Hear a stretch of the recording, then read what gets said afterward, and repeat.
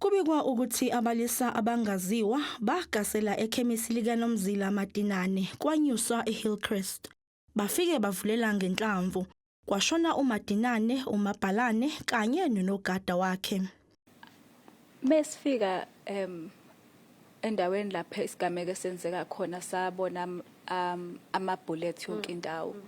Kwabonakala ukuthi labantu bebengenile lana bebedubulela ukubulala.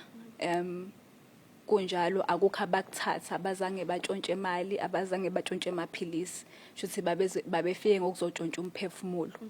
Umndeni unuka isoka likaMadinane lakudala ngokubulawa kwakhe. Ubekade ekwi-relationship befisa ukuphuma kuyo lo muntu bethandana naye ubengasamphathi kahle enokumhlukumeza wakode wagcina kwazile ukuphuma kodwa eqhubeke emhlukumeza ngisho engasekho naye eqhubeke emhlukumeza ngisho yena seqhubekile ngempilo yakhe.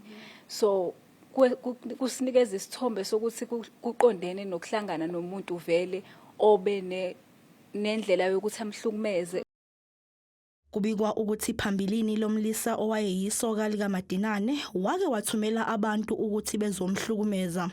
Kube khona ama-incidents where kungena abantu epharmacy yasiswami le enye biseBria bephethe ibhamu.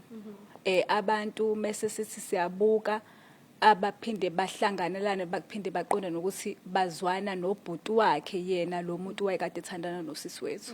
uMadinane uzamile ukuthola ukuvikeleka emaphoyiseni izikhawu eziningi.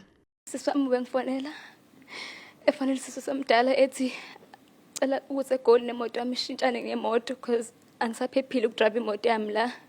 Bangisusa ngiye Pine Town Police ngiye Bria ngiye emacourt ngizama ukuthola protection order ngiyazama ukusizakala and lokhu ngisole nale. Amaphoyisa anxusa noma ngabe ubani onolwazi ukuba eze nganeno.